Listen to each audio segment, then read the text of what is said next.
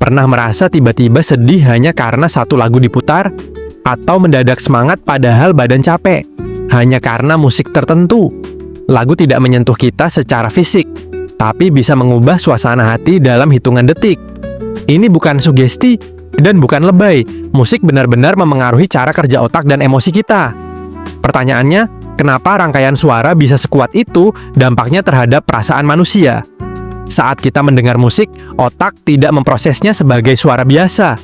Musik langsung masuk ke area otak yang mengatur emosi, seperti sistem limbik. Area ini juga berperan dalam rasa senang, sedih, takut, dan ingatan. Itulah sebabnya musik sering terasa kena secara emosional, bahkan sebelum kita sempat memikirkan liriknya. Reaksi ini cepat, otomatis, dan seringkali tidak sadar. Musik juga memicu pelepasan hormon. Lagu yang kita sukai bisa meningkatkan dopamin, hormon yang sama yang dilepaskan saat kita makan enak atau mencapai sesuatu. Lagu sedih bisa memicu prolaktin, hormon yang berkaitan dengan rasa haru dan empati. Inilah alasan kenapa kita bisa menikmati lagu sedih tanpa benar-benar merasa hancur. Otak memberi sensasi aman saat mengekspresikan emosi lewat musik. Ritme dan tempo punya peran besar. Lagu cepat dengan beat kuat cenderung meningkatkan detak jantung dan energi tubuh. Lagu lambat membuat napas melambat dan tubuh lebih rileks. Tanpa disadari, tubuh kita menyesuaikan diri dengan musik yang didengar. Karena itu, musik sering digunakan di gym, film, bahkan ruang terapi untuk mengatur suasana dan respons emosional. Lirik memperkuat efek emosional melalui makna. Ketika kata-kata dalam lagu mencerminkan pengalaman pribadi, otak mengaitkannya dengan memori. Lagu lalu menjadi pemicu ingatan emosional. Satu lagu bisa membawa kita kembali ke masa tertentu, orang tertentu, atau perasaan tertentu. Bukan karena lagunya ajaib, tapi karena otak menyimpan emosi dan memori dalam jaringan yang saling terhubung. Menariknya, musik juga memengaruhi emosi. Meski kita tidak memahami bahasanya, ini karena otak merespons nada, harmoni, dan dinamika suara secara universal. Nada minor cenderung terdengar sedih, nada mayor terdengar ceria. Perubahan volume dan progresi chord menciptakan ketegangan dan pelepasan emosi.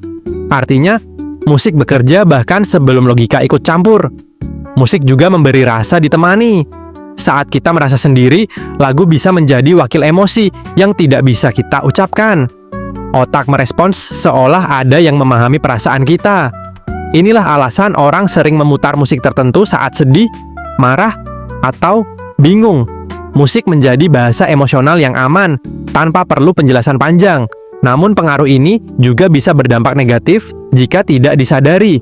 Terlalu sering mendengarkan lagu dengan emosi tertentu bisa memperkuat suasana hati itu. Lagu galau terus-menerus bisa membuat sedih bertahan lebih lama. Bukan karena lagu menciptakan emosi, tapi karena ia menjaga emosi itu tetap aktif di otak. Karena itu, musik sebenarnya adalah alat.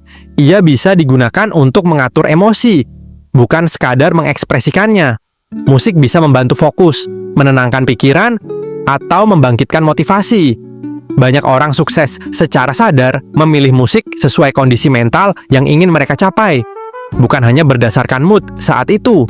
Jadi, lagu memengaruhi emosi karena musik berbicara langsung ke pusat perasaan otak, melewati logika. Ia mengatur hormon, memori, ritme tubuh, dan rasa keterhubungan. Musik bukan sekadar hiburan, tapi alat emosional yang sangat kuat. Pertanyaannya, bukan lagi kenapa lagu bisa mempengaruhi emosi, tapi apakah kita sadar emosi apa yang sedang kita beri makan setiap kali menekan tombol play?